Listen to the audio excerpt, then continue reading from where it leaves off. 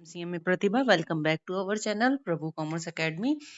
हम ratio analysis कर रहे थे। रेशियो एनालिसिस में हमने 4 टाइप्स के पढ़े थे। 4 टाइप्स में था कि भाई हमारा लिक्विडिटी रेशियो था, सोल्वेंसी रेशियो, एक्टिविटी रेशियो और प्रॉफिटेबिलिटी रेशियो।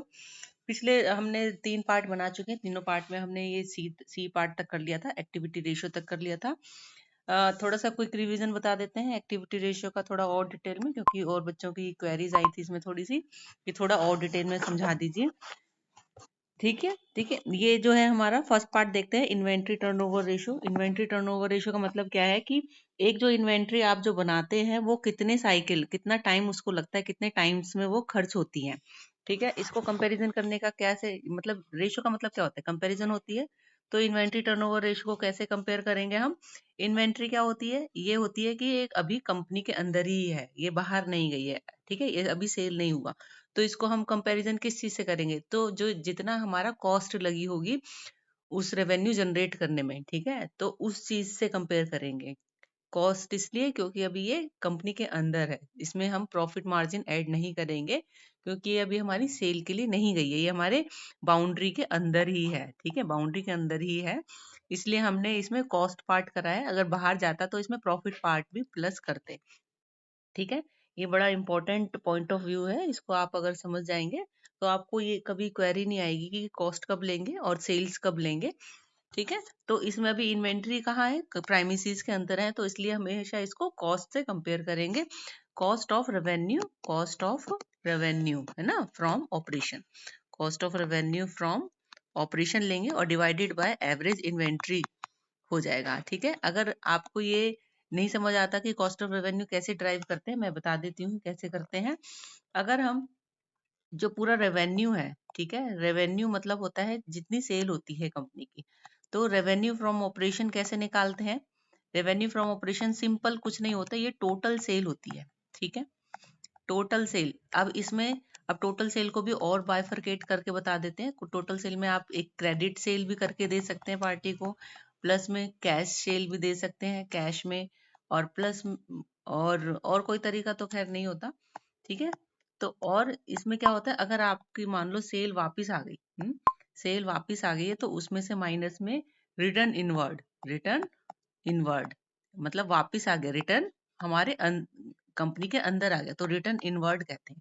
अगर रिटर्न आउटवर्ड कहा होता है तो जो हमने परचेज करी होती है उसको हम वापस कर रहे होते हैं। ठीक है, तो रिटर्न इनवर्ड मतलब जो हमारी कंपनी में वापस आ गया, रिटर्न हो गए, तो यानी कि हमने सेल करी होगी वही तो चीज वापस आएगी।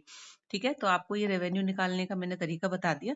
तो रेवेन्यू फ्रॉम ऑपरेशन क्या होता है? सिर्फ और सिर्फ टोटल सेल होती है। टोटल सेल में भी क्या होता है? क्रेडिट सेल होता है, कैश सेल, और माइनस में रिटर्न इनवर्ड। Very good.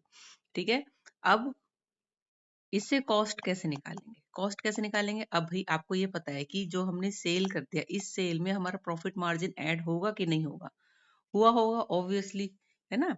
तो ये अभी हमारा ग्रॉस प्रॉफिट हुआ होगा, नेट प्रॉफिट नहीं हुआ होगा। रेवेन्यू ऑपरेशन कब होता है? ये देखो, आपने जब ट्रेडिंग एंड P&L अकाउंट पढ़ा होगा, तो ट्रेडिंग अकाउंट में क्या बनाते थे? जो सिर्फ हमारा मैन्युफैक्चरिंग से रिलेटेड हो, जो हमारा कोर बिजनेस जो है, कोर बिजनेस के मैन्युफैक्चरिंग पार्ट से रिलेटेड होता हो। तो इधर हमारा आता था ओपनिंग स्टॉक, ठीक है, इधर हमारा आता था क्लोजिंग स्टॉक, इधर आता था हमारा सेल, और इधर आता था हमारा ग्रॉस प्रॉफिट। फिर हम इस ग्रॉस प्रॉफिट को ट्रांसफर करते थे प्रॉफिट एंड लॉस अकाउंट में। ठीक है, तो इधर आता था फिर ग्रॉस प्रॉफिट, जो निकलता था इस साइड में नेट प्रॉफिट आता था। ठीक है, इसमें कोई कंफ्यूजन नहीं ना? चल आगे बढ़ते हैं, इसको बड़े ध्यान से देखना। ठीक है, इसमें हमने इस रेवेन्यू फ्रॉम ऑपरेशन में से ग्रॉस प्रॉफिट को लेस करेंगे, ग्रॉस प्रॉफिट को, क्योंकि ये जो रेवेन्यू है, ये देखो जो टोटल सेल है, ये किस चीज का पार्ट है? ये सिर्फ हमारा पार्ट है, ट्रेडिंग का पार्ट। तो ग्रॉस प्रॉफिट तो इसमें से लेस करेंगे ना। ठीक है, तो कॉस्ट कैसे निकलेगी हमारी? Revenue from operation, revenue from operation में से अगर हमने लेस कर दिया ग्रॉस प्रॉफिट को, तो हमारा कॉस्ट ऑफ रेवेन्यू निकल जाएगा। ठीक है, ग्रॉस प्रॉफिट को लेस करना है, नेट प्रॉफिट को लेस नहीं करना। अगर आपके पास नेट प्रॉफिट दिया हो तो उसमें एडजस्टमेंट करके या एड बैक करके आप उसको ग्रॉस प्रॉफिट में कन्वर्ट कर लेना। ठीक है, अगर आपको अगर कोई प्रैक्टिकल इसमें समझना हो तो आप मेरे को मैसेज कर सकते हैं कि भाई इसके ऊपर प्रैक्टिकल बता दो, तो वो प्रैक्टिकल हम बता देंगे। ठीक है, आपके एग्जाम पॉइंट ऑफ व्यू से बहुत इंपॉर्टेंट है। अब आपको मैंने कॉस्ट बता दिया, ठीक, अब हम इसको फॉर्मूले में ऐड कर देंगे। ठीक, अब क्या हो जाएगा, देखो अब हमने कॉस्ट निकाल लिया, तो इन्वेंट्री को हम किससे कंपेयर करेंगे, कॉस्ट ऑफ रेवेन्यू से, कॉस्ट ऑफ रेवेन्यू से। और फिर हमारा क्या हो जाएगा, एवरेज इन्वेंट्री। अगर किसी को एवरेज इन्वेंट्री निकालना नहीं आता है तो उसका फॉर्मूला सिंपल होता है, ओपनिंग स्टॉक प्लस में closing stock divided by 2, simple है ना। तो ये हमारा क्या निकल जाएगा, ये निकल जाएगा हमारा एवरेज इन्वेंट्री। ठीक है, तो इसको हम एवरेज इन्वेंट्री से कंपेयर करते हैं। आई होप आपको इसमें डाउट था और मैंने आपको इसमें क्लियर कर दिया है। ठीक, और डेटर्स का तो सिंपल था कि भाई डेटर कब बनते हैं, जब हमने क्रेडिट में सेल दी हुई हो, है ना भाई। तो credit sale divided by average debtor. तो एवरेज डेटर भी क्या कैसे निकल जाएगा, ओपनिंग डेटर प्लस में क्लोजिंग डेटर और डिवाइडेड बाय 2। Very good. ऐसे ही क्रेडिटर्स क्या होते हैं, क्रेडिटर का जो टर्नओवर रेशियो कैसे निकालेंगे, जब हमने परचेज करा हो क्रेडिट में, है ना? तो credit purchase divided by average creditor. और वर्किंग कैपिटल टर्नओवर रेशियो कैसे निकल जाएगी, है ना। वर्किंग कैपिटल टर्नओवर रेशियो बताओ, कल बताया था मैंने, ये तो क्विक रिवीजन है ना। आप मेरे को इसमें मैसेज में लिखो तो मेरे को समझ आएगा कि भाई आपको ये अच्छे से समझ आ रहा है। अगर नहीं आया तो फिर मैं आपको और अच्छे से बताऊंगी, ठीक है। चलो फिर आज हमारा फोर्थ पोर्शन हो रहा है। फोर्थ पोर्शन में हमें क्या कौन सा वाला पोर्शन करना है,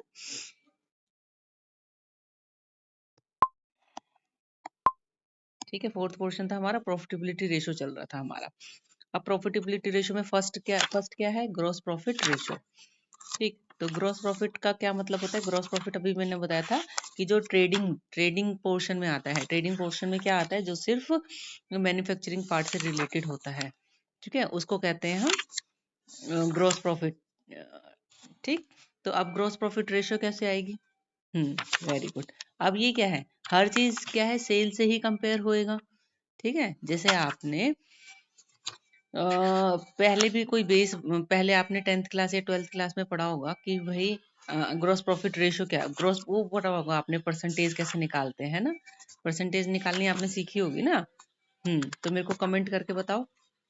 वेरी गुड। हम्म तो ग्रॉस प्रॉफिट रेशियो है तो ग्रॉस प्रॉफिट, वेरी गुड, तो gross profit divided by sale multiply by 100, बस ये हो जाएगा इसका, है ना। Hmm very good.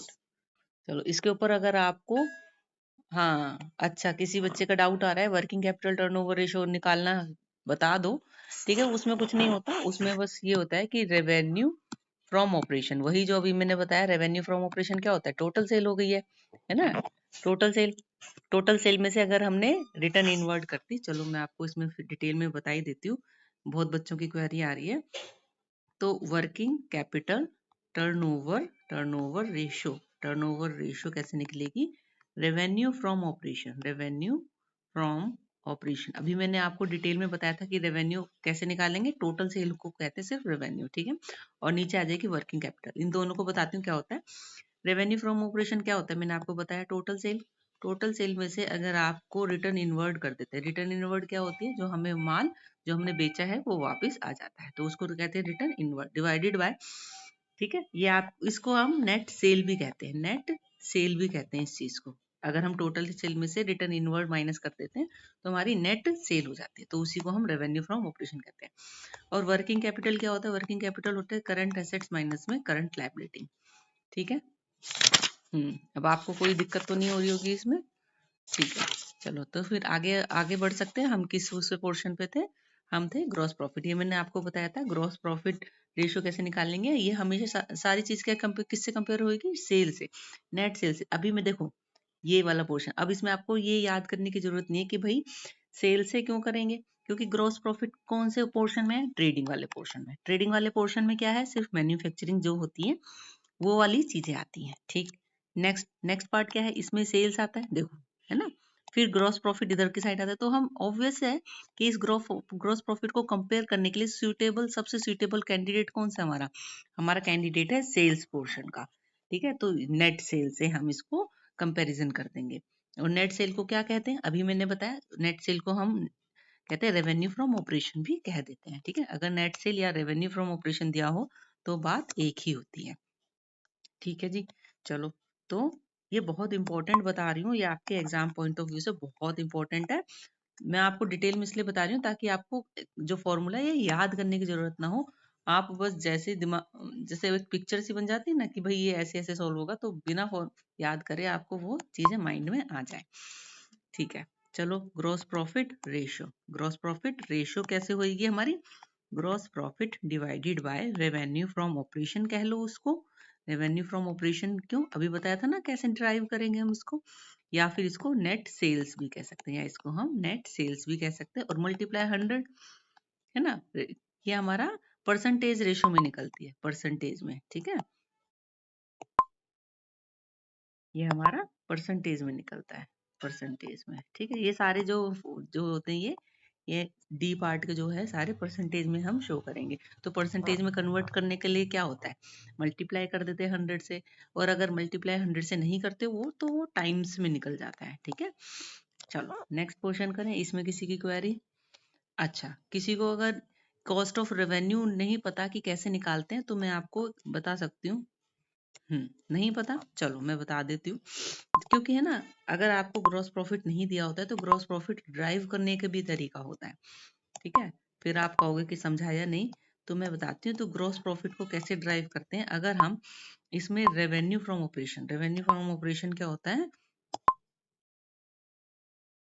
तो ये होता है revenue from operation. Revenue from operation simple, very good, अभी बताया, वेरी गुड।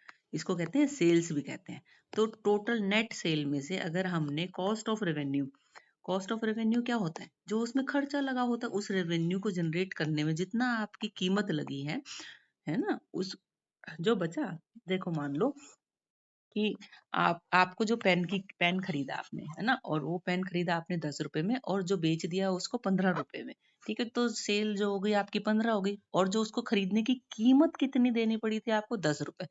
और इन दोनों को अगर हम कंपेयर करेंगे तो 5 रुपए क्या बचा, आपका प्रॉफिट बचा। तो ऐसे ही इसमें होता है, ठीक है। बस आपको ये ग्रॉस प्रॉफिट और नेट प्रॉफिट में थोड़ा डिफरेंशिएट कर सीखना पड़ेगा। ग्रॉस प्रॉफिट आपका ट्रेडिंग, अगर आपने 12th क्लास में बहुत अच्छे से पढ़ा होगा तो आपको समझ आया होगा कि ट्रेडिंग पोर्शन में कौन कौन सी चीजें आती हैं। और मैंने मेन आपको मूल मंत्र तो बता दिया है कि ट्रेडिंग में बस वही चीजें आएंगी जो आपका डायरेक्टली बिजनेस के मैन्युफैक्चरिंग रिलेटेड होता है, बस वही खर्चे आएंगे, ठीक है। अब जैसे ओपनिंग आ जाएगा, इधर ओपनिंग इन्वेंट्री आ जाएगा, इधर आपने परचेजेस करी, ध्यान से देखना इसको। तो आपको ये है ना कॉस्ट निकालने आएगी, क्योंकि ये जो कॉस्ट ऑफ रेवेन्यू कई बार टुकड़ों में दे देते हैं कि भाई ये इसका ना कुछ कुछ पार्ट्स दे देते हैं, तो आपको कॉस्ट ऑफ रेवेन्यू ड्राइव करना होता है, निकालना होता है। तो मैं आपको यही चीज बता रही हूँ कि आप कैसे ड्राइव करेंगे, ठीक है। इधर कुछ डायरेक्ट एक्सपेंसेस होते हैं ना, इधर कुछ डायरेक्ट एक्सपेंसेस होते हैं। अब डायरेक्ट एक्सपेंसेस में अब ये रटने मत बैठना कि मैं डायरेक्ट एक्सपेंसेस में ये है, ये है, ये है, नहीं। डायरेक्ट एक्सपेंसेस में सिर्फ वो होते हैं जो डायरेक्टली इंक्लूड होंगे मैन्युफैक्चरिंग में। अब वो चाहे वेजेस हो सकती है, क्योंकि लेबर लगती है सीधा उसको मैन्युफैक्चरिंग करने में, या फिर कैरेज होता है। कैरेज क्या होता है कि कोई भाड़ा लगा, मतलब आपने कोई मटेरियल मंगवाया अपनी कंपनी तक, और उस चीज का जो किराया देते हैं आप उसको, वो कहते हैं कैरेज, तो डायरेक्टली इन्वॉल्व है ऑब्वियसली। और इधर आ जाता है आपका क्लोजिंग इन्वेंट्री, है ना, क्लोजिंग स्टॉक कह लो, क्लोजिंग इन्वेंट्री कर लो, ठीक। और इधर आ जाता है सेल, ठीक। और फिर जो डिफरेंस होता है वो होता है आपका ग्रॉस प्रॉफिट, ठीक है। तो ये मेन मेन जो ये है, ये चीजें आपको याद रखनी है ना। ट्रेडिंग पोर्शन अगर आपने नहीं करा है तो 11th क्लास की एक बार बुक उठा के देखना, उसमें आपको ट्रेडिंग का पार्ट ध्यान से देखना उसमें, ठीक है। तो देखो, अगर हमने रेवेन्यू वाले पोर्शन में से ये वाली चीज, सिर्फ ये वाली चीज लेस कर दी तो ग्रॉस प्रॉफिट निकल जाएगा। अभी हम सिर्फ ये वाली चीजें निकालनी सीख रहे थे, इस चीज को कहते हैं कॉस्ट, और इस चीज को कहते हैं सेल्स। इसमें से अगर ये हाँ, इन्वेंट्री नहीं करेंगे, इन्वेंट्री को अगर इसमें से लेस करते हैं ना, तो वो कॉस्ट का ही पार्ट दिखाते हैं, ठीक है। अगर आपको इसमें नहीं दिख रहा है तो मैं बता देती हूँ, ये जो क्लोजिंग इन्वेंट्री ना, ये इसका पार्ट दिखाते हैं, और सेल्स का ये जो नेट सेल्स है वो तो है ही है। चलो, इसमें अब कोई दिक्कत तो नहीं, कॉस्ट का पोर्शन निकालना सिखाती है ये ना। अगर कॉस्ट को कैसे ड्राइव करना है, ओपनिंग स्टॉक देखो, ओपनिंग स्टॉक प्लस में परचेजेस प्लस में डायरेक्ट एक्सपेंसेस लेस में क्लोजिंग स्टॉक, बस इसमें कुछ याद करने की जरूरत ही नहीं। अगर आपके आपके माइंड में ये पिक्चर हिट हो जाए तो कोई आपको रोक नहीं सकता, ठीक है। तो ये आज हमने बहुत डिटेल में बता दिया। तो आई होप आपको ये फर्स्ट वाला ग्रॉस प्रॉफिट बहुत अच्छे से समझ आया होगा। तो नेक्स्ट जो पोर्शन है रहे हैं 4 टॉपिक्स, ये अब हम आपको नेक्स्ट पार्ट में बताएंगे। आपको कैसी लगी वीडियो, आप ज़रूर बताना, मैसेज कर सकते हैं और शेयर कीजिए ज़्यादा से ज़्यादा ताकि दूसरों की भी हेल्प हो सके और सब्सक्राइब कीजिए। Thank you.